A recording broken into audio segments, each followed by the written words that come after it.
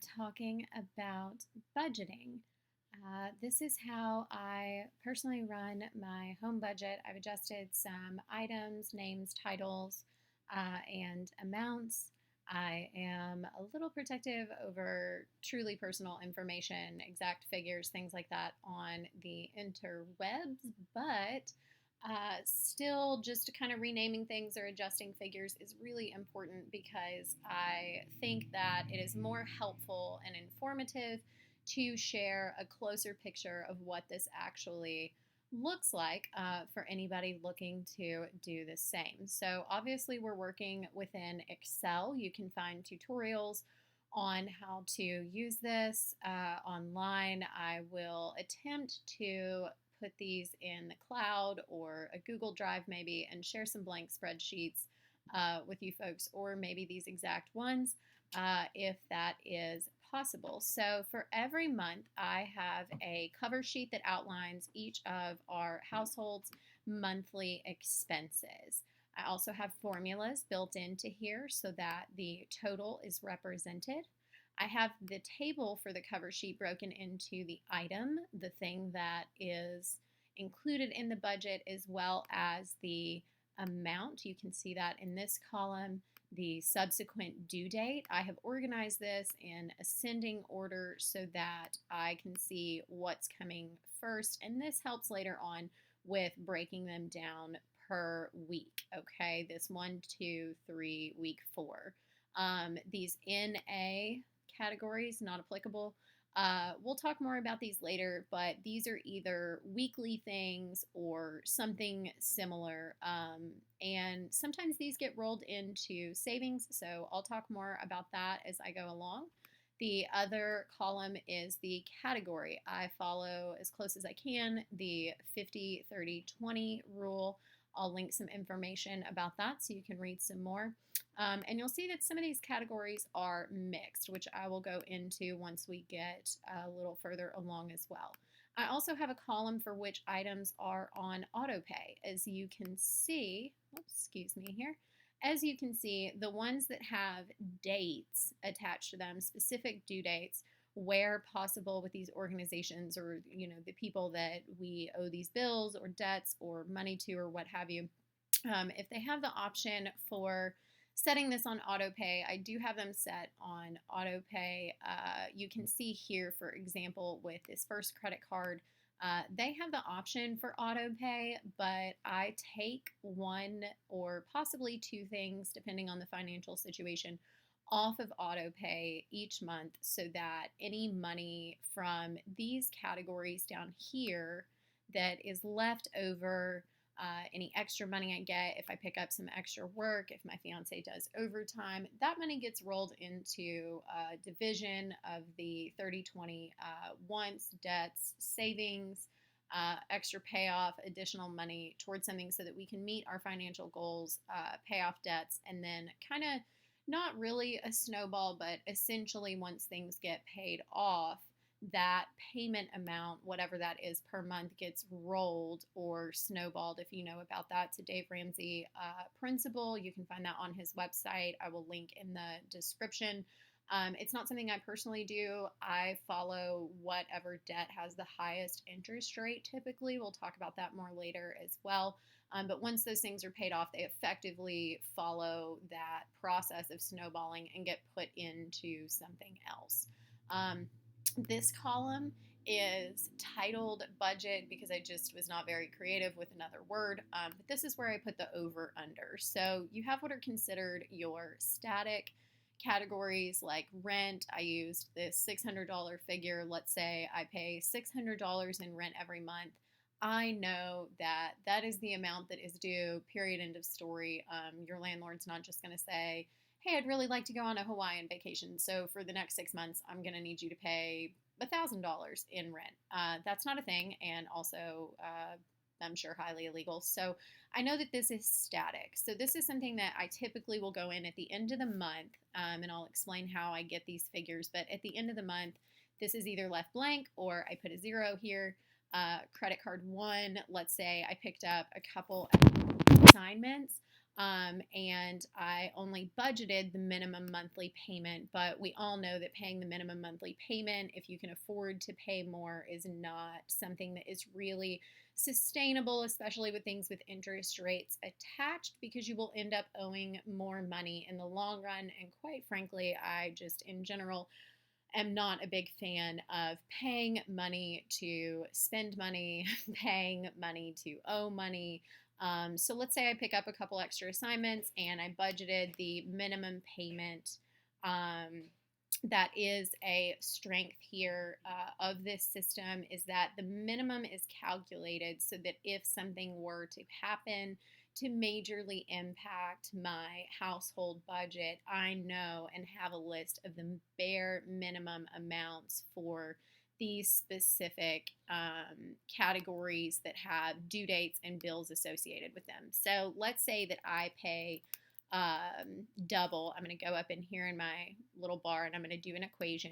And let's say I made 2 extra payments. So 37 being the minimum payment times 2, this right here, 2 and 2, would be the 2 extra payments that I made. So the payment amount, the number of times that I paid it in the month extra, and I would be at 74. So the reason that I do this by hand is sometimes Excel doesn't represent the way that I want to, and it's just easier to do it by hand. I would put this in parentheses to indicate that I was $74, quote, negative or over budget in this amount. And it gives me a little negative, but I worked for long enough in finance that the negative throws me off. It's just a lot easier to have that parentheses represented. Trash and recycling. This is something that we'll see varied later on, as well as water. Where I currently live, my water bill is anywhere from $135 to $160. A little sour on that topic because there are a lot of fees and things associated that have recently increased in our area. But per month, I need to have this set aside. More on that later. So I have the important topics. I have them broken down by category following the 50-30-20. What's a need? What's a debt? Non-essentials are basically your wants, right? Those get added in. And then you can read some more on that with the links that I'll put in the comments. So for example, if you look at a category that is not static, that's a little more fluid, these are the opportunities in your budget where you can take a look at change. Maybe something happens, you have a big financial goal, maybe I'm tired of paying on this credit card and I want to pay it all the way off. I can look down here at these more fluid categories. Maybe I can shave some money off gas, with the stay-at-home orders. Maybe I'm spending a lot less money on gas per month. And so I can take that money, the opportunity to save in these categories or spend less here, and put that towards something else. Let's say I'm trying to get out of a paycheck to paycheck situation. These more fluid categories that are left up to your spending habits and discretionary, essentially what would be considered a discretionary fund if that were a thing and this were a business, these are things that you can adjust for. Now, for example, looking at the household category item, this category is considered mixed because there are some things that you do need. I need surface cleaner, for example. I need dish soap. But the thing that makes this mixed is, am I buying the generic dish soap, or am I choosing to do some research on company products? Who has the most sustainable business model that considers not only my home environment and using maybe like a free and clear or pure and clear that is non-toxic to the pets and child in my home, as well as companies that take into consideration not just my home environment, but the planet sphere of the environment sustainability model as a whole. Are their bottles made from 100% recycled plastic? Are they sustainably sourced materials that are put into their products? Things like that. So am I doing the need portion and spending the absolute bare minimum to say, okay, I have dish soap? Or am I going into a want because I value those things and considering other areas of sustainability, such as household environment, and then on a broader scale, the big planetary type environment, and then I'm dipping into the wants that represent my values and spending a little bit more. That's why this is a little bit of a mixed category. That's just one example. The gas and dependent, that is my child, those are mixed as well because she will need things like sunscreen. The same thing applies there. Sunscreen, bug spray for, the summer. Does she need summer clothes because she's growing like a weed? That's where those personal choices where, yes, I have these basic needs that need met, food, clothing, shelter, but am I getting extra? Am I getting, maybe a new pair of shoes because I see it and I think of her and I think, oh my gosh, this would be so cute. She would absolutely love these, but technically she already has a pair of shoes. So the pair of shoes need has been met.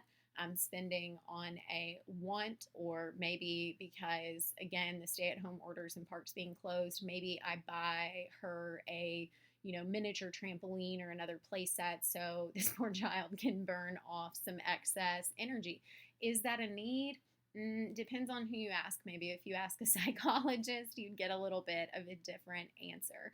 But also, this is mixed and this is behavioral and value based because the opportunity portion of considering sustainability, the SWOT model, what are the strengths, weaknesses, opportunities, and threats to this budgetary system. Here, I have the option when it comes to, or the opportunity when it comes to dependents, pets, groceries, households, personal, those kinds of things.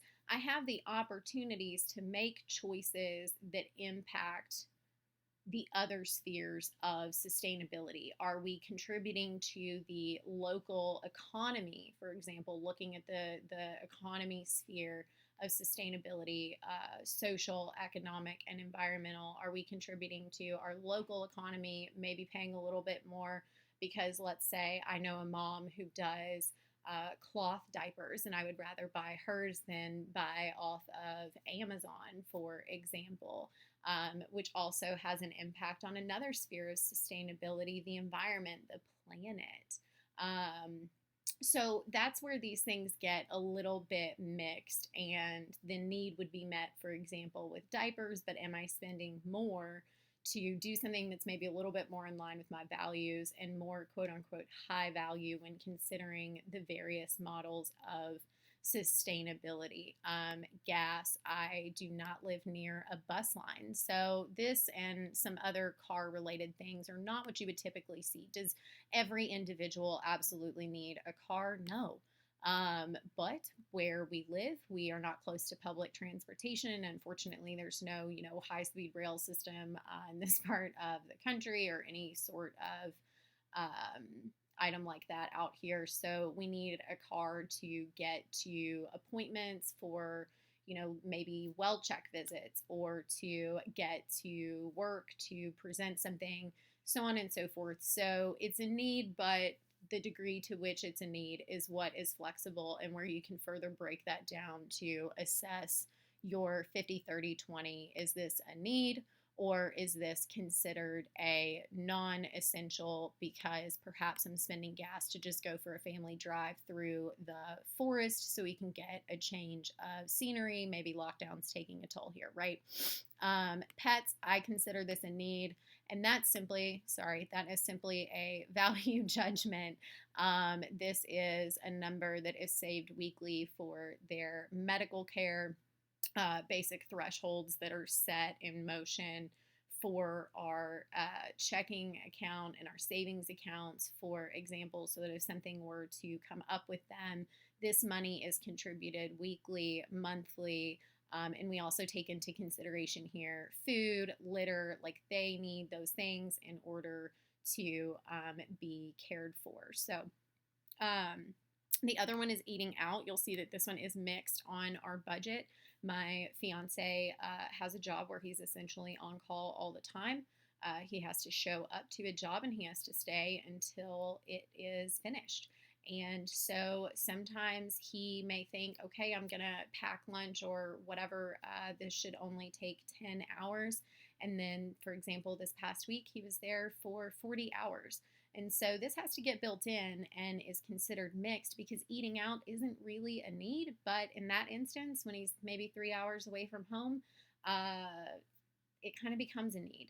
So this can be rolled into the wants and social sphere of sustainability, social activities, things that he and I may do together for date night, or that would be a want, a luxury, something that we can afford, not living paycheck to paycheck, but it's also a need based on his work schedule sometimes. So that's built in there as well. The grocery category, this is grocery needs. These are the basics: bread, milk, butter, etc. And it's broken down also. I calculate separately household, that is cleaning supplies, that is laundry detergent, and this is mixed for the same reason that I talked about other things, like with our child being a mixed category. Am I spending my money in a way that is in line with our values and planetary sustainability and or environmental, like the environmental and planetary sustainability mentioned, as well as household environment, considering the types of products that we are using in our home to increase environmental health and well-being as a family. So that's where it gets mixed, again, to touch on that. And I break all of those apart. So yes, I may, quote, go to the grocery, and this is the monthly grocery budget, but that receipt gets broken down into how much did we spend on household. Personal, also, technically you can pick up your shampoo at the grocery store, but personal is included in that as well. And that's why this is considered non-essential. It's easier for me to break down into a category because this also encompasses, perhaps haircuts or an eyebrow wax or a facial because it's been a heck of a week and maybe I want some self-care things done there. That's taken into consideration as well. And that is calculated from the grocery receipts. Here, did I get lotion, body wash, something like that? And then same deal there. That category is considered, quote, non-essential. Do I really need an eye cream? Depends on who you ask. And talking to my dermatologist, or just in general as I age, something that I want to do to take care of myself. And then weekly allowance, this is a cash value that gets pulled out of the ATM and set aside for, a little bit of a discretionary fund, anything that's outside of those categories. And vehicle maintenance, this is another strength of the system. It helps build in essentially resiliency funds, kind of how I talked about in the pet and dependent categories. If anything is left over here, it gets put into savings or set aside to ensure that those resiliency funds are set in place so that we can handle any threats to the budgetary system. Let's say, my neighbor does drywall. I think I ran over, or something happened, a drywall nail that's currently in one of our tires. So let's say we need to replace our tires. That is calculated over time, and just taking care of the things that we have. $50 is not going to buy me, for the car we have, it's not going to buy me a tire, but this $50 set aside for, as well as, what's already established in savings, is oil changes. This is car washes to ensure that we're taking care of the things that we have. This is putting air in the tire while I have a temporary fix on it until I feel safe going in somewhere. And have time to research some companies for where to go. So these things are set aside as opportunities to address potential threats to the system, because if I have no money set aside or saved for these things, there's not much resiliency when considering the sustainability of a budgetary model, right? So here is where the majority of our opportunities lie. You can also consider subscriptions. Hulu, I know that's technically a subscription too. Do you really need those things? This one actually is a need. I don't really want to get into that one. It's only $2.99 a month. But that's something that I do for us as a family, project that I work on, and I need the storage space to do that, so I pay for that. uh, this could be something like Amazon Prime, for example, or like Apple Music. Like I said, my fiance is often out working for an extended period of time, and maybe that's something that's built into the cell phone plan for unlimited data, and then he's got music to listen to, something to keep him sane while he's working away from home for a long time. The Wi-Fi I also considered as a need because, like I said, I freelance, I have my assignments, and I need to be able to have that. This recently switched over to a need category during lockdown because it's no longer an option to go to a place like Starbucks or a local coffee shop that has Wi-Fi or what have you. So that is built in there as well. So some of these things have changed over time. And that's what's good about having this here and having this in a flexible format like the computer, where that's a strength of the style of system, because it's easy to go in and change, which is efficient. In my opinion. So I have everything broken down by week. And then every week I print this out, and then in this blank space here that's left on the page, I add up my receipts and I go by the 1st through the 8th. We do not do paycheck to paycheck anymore, thankfully, after some good budgeting habits. So I just go 1st through the 8th and I list anything that's due in the 1st through the 8th, as well as this bill is typically due in the first week of the month that it is due. It's $57 every 3 months, so $19 gets set aside. Same with water, typically due in the first week. This is the last water bill, and I budget $75. It will be less. This was just after a rate increase surcharge, so we've done some things to adjust. $40 a week on gas. These are all broken down based on the totals from our first sheet here, and they change throughout the week, right? And so they're all broken down in the exact same way. That way I can see where my opportunity categories are. Maybe I get hit and this $19 needs to go somewhere else. Maybe I can save some money on gas here. And then in the budgetary columns, after I calculate throughout the week, I take those totals and then I will insert, for example, leave that blank because rent was static. Maybe I made some extra credit card payments like we had talked about before, and I went $74 over budget. I write that there. Maybe the grocery bill was a bit less and I was able to save $46 by making some better choices, or I found a community garden and I didn't have to pay for produce, started my own, something like that. And my grocery bill was less and I saved 46. So I write that in as a plus 46. That's how that works. Maybe I just didn't need anything for our daughter this week, so I would put plus 40. And then I add all of those things up at the end of the week once they're done, and they stay in checking until the end of the month, when we can be sure that there were no threats to the system. We took every opportunity that we could to increase our financial fitness and address any weaknesses in the system, be prepared for those. And then the strength of doing it in that way is that we wait until the end of the month to make sure that we're secure. And then we deduct those plus items where we were under budget. I know that sounds counterintuitive, but that's just a finance principle. So any of these plus items where we were under budget get tabulated at the end of the month and get put into savings. So it's a really good way to be able to see that on paper, and then also this blank space where I outline and show what money was spent where, so that we can assess at the end of the week, maybe we need to do something different on these categories for the following week. Maybe we have a little more wiggle room, and then we just keep track of it as we go along. And I have that set up for week 3 as well as week 4. And then once I'm done with that, I also attach, so this is my cover sheet. I already mentioned that, right? And then when I get the paper bills, if they don't offer electronic, I attach the paper bills for things like this, or credit card statements, whatever they send me in the mail, they get paper clipped to this particular week, and then I write the paid date on it. So I have those paper records and I keep those for 7 years, just a habit from being in finance. So That kind of is a vague description for the most part about how all of this works.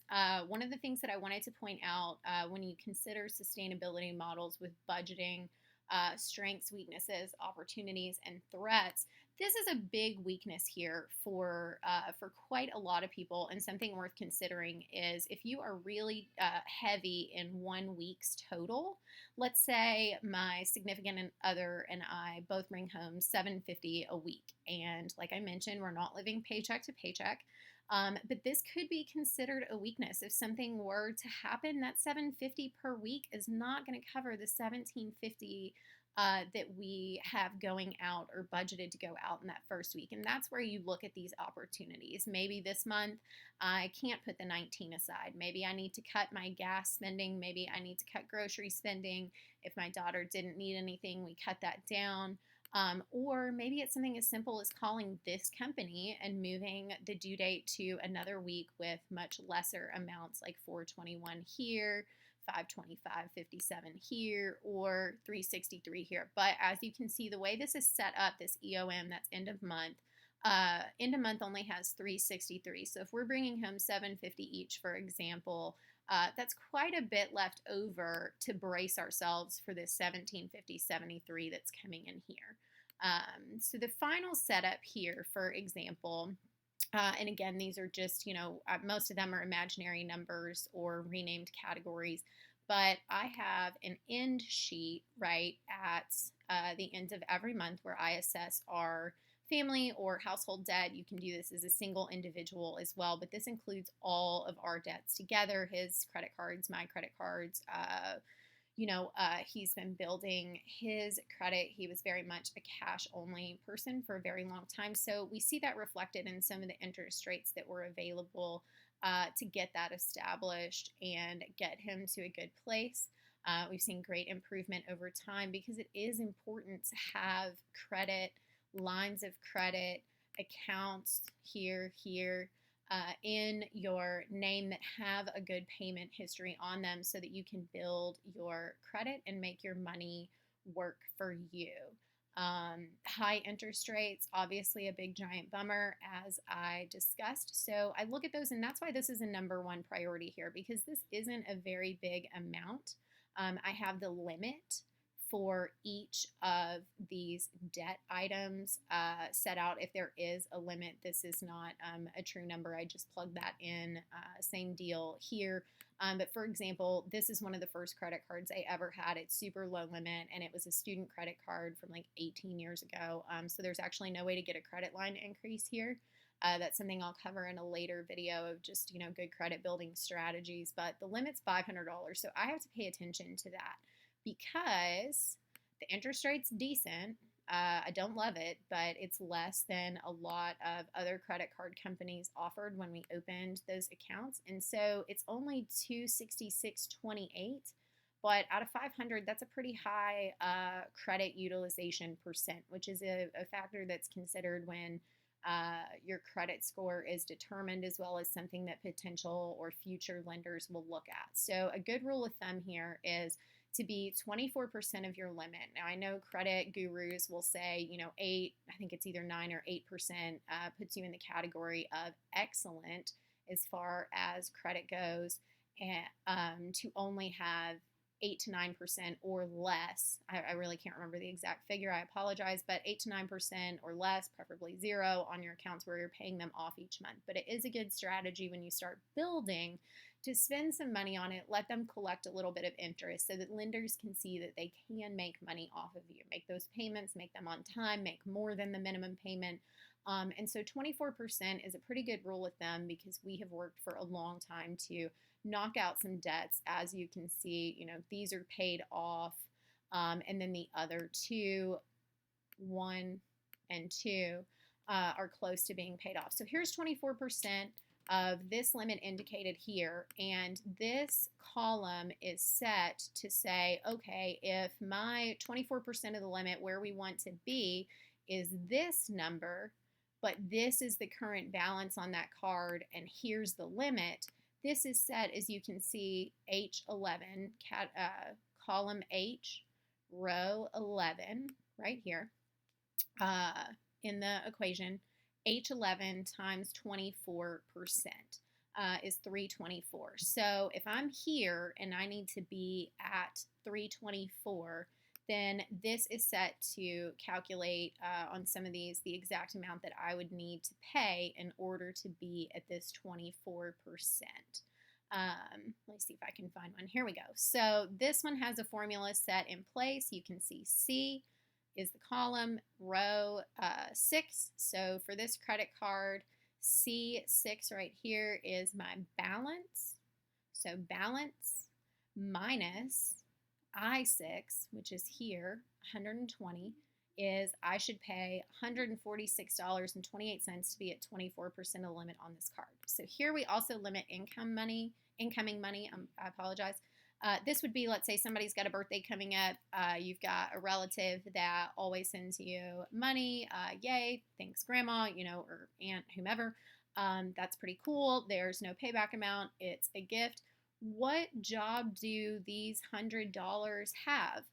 You have to account for every dollar that comes into your house and give it a job to make your money work for you. Make sure that you're spending your money, saving your money, or contributing to the economic sphere of sustainability in a way that matches your values, preferably, so that you can have a good relationship with money. The more aware you are and the more conscientious you are about spending money or saving money, whatever's in line with your values, I have found the better I feel about it. Let's say you've got a tax refund coming in. Neither one of us do. We usually end up owing, but let's say it's, $40. So comments, this is from the IRS, direct deposit. There's no payback amount because it's just your refund. And then let's say we have a quarterly bonus coming up. They calculated Q1 profits, and then you get a certain amount. Let's say that's profit sharing or just a general, high five from your company. Let's say $1,700. That's something that I used to have regularly at my job previously. And so let's say this is our Q1 bonus, and they've told us that this will be in by 6/4. So what are the plans for use on these funds? I type this out in advance. So obviously you can go off of the priority here, credit card 1, right? I only have to pay $28.81 to get to where I need to be. Credit card 2 is my next priority. I have to pay $146.28 to get to where I want to be. And then I can address maybe a little bit extra on the car payment. Maybe that's something that I want to do a lump sum and say I would like to have all of this applied to the principal balance in addition to the payment that I make. Maybe some of it needs to go to savings. I put question marks there because these are things, as well as the priority category, that I find beneficial to cover as a family. Make sure that we're making those decisions together. The two of us do have very different backgrounds and attitudes when it comes to money. So in general, me doing this legwork or background work, keeping it simple, and then being able to have those figures available is important to bring to the table when we have discussions about our financial health and well-being. Another thing is that there was something for just my own personal advancement that I wanted to save up for. This is something that I put, it's away in savings. It's been saved. It's not an actual debt, but it was something that I had coming up that I was going to have to pay for. And so that's listed on there as well. So we have all of our credit cards. You keep track of any of your open accounts. These are also typically things that are going to be reported on your credit report that you can order once a year. You can check in periodically for free with certain websites. I use Credit Karma just to monitor and get an idea. And then another one of my credit cards comes with free credit monitoring. So Credit Karma covers TransUnion and Equifax. And I believe it's this credit card company. No, it's this credit card company that comes with FICO credit monitoring. So that's important to have, that I've got those three bases covered. That's another strength of the system. The weakness here is definitely that, we do have a diversified balance of debts. I don't love that, but that's just something that came with this life stage. So again, the opportunities for minimizing that come from our non-essential categories, taking a look at these mixed categories, or taking a look at these things that are not set bill amounts. They're just based on spending habits, and then assessing that each month. At the end of the month, I print all of these out at the end of the month, typically the last week before the upcoming month. So these have already been printed out, and then I go through the weekly ones. I tabulate everything Monday as well as Friday in case I have any questions. I make sure to get that done at the beginning of the day so I can reach someone if I need to before end of business on Friday. And these get calculated. I've got a lot of flexibility. That's another strength there is that as long as it's done by the upcoming Monday, then I'm typically good as far as that goes. And I've got that in place to do that periodically so that it's not just mommy has to disappear for a while to count all of these things up and be away from everyone. So I do it every week. And then at the end of the month, I calculate this. And then I go back through all of my weekly statements. I check and make sure that all of my totals are correct. I also adjust this for the next month's document based on the statements, paper statements or electronic statements, log in each of these accounts and monitor their activity. And then we start all over and then we adjust categories that are based on spending like this if we see that we're consistently spending more or less to keep our budget accurate and up to date. I will try to add these to a blank version to the cloud or like Google Drive or something, for example, if anyone wants to have those available. I have a couple more items to discuss on this, and so we will get to that in a bit. I have some things that I would like to show you. I may do that in a subsequent video. But for now, that essentially covers the concepts of sustainability, talking about how we can make our money work for us, make sure that we have our social needs met and taken care of, and our spending habits, that we're taking care of ourselves, our personal health, emotional, mental well being, so on and so forth, as well as our home, environmental health and well being, making smart financial choices, and having enough opportunity in the budget to consider perhaps increasing spending in some categories so that we can purchase from companies that contribute to the planetary scale of environmental health by making choices within our home on a personal level. There are also some considerations I may do a second video on as far as investments, whether that's a 401k, purchasing a CD for our child, things like that that contribute to the economy sphere of sustainability. So you have social, environmental, and economic. And the economic consideration is that we have the opportunity to choose with the flexibility of some of these categories to contribute to the local economy if we choose, contribute to individuals.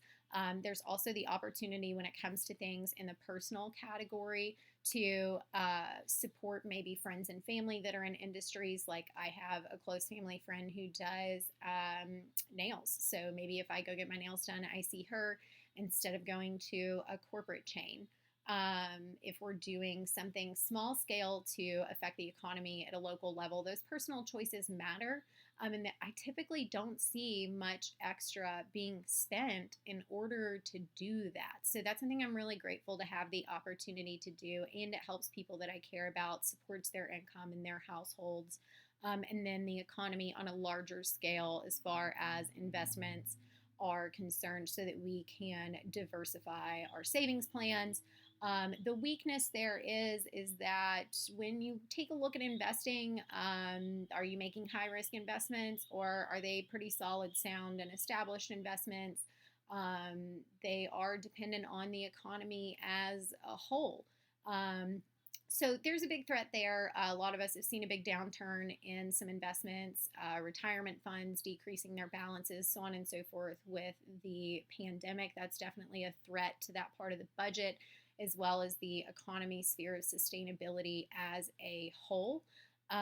So there's essentially an overview of what's considered SWOT: strengths, weaknesses, opportunities, and threats to the system. So the sustainability consideration here is this a high value, sustainable system? My budget here, the way my family spends money, and the way that we follow each of these weeks and spend our time to assess our spending, our habits, and how we are enriching or paying attention to our social lives, our impact on our home environment, the environment as, the planet, as well as contributing to the economy across scales, be it local, global, countrywide, etc. So the choices matter. That's a sustainability concept, and everything has limits here. We can't work 1,000 hours in a week because there's so many hours in a week.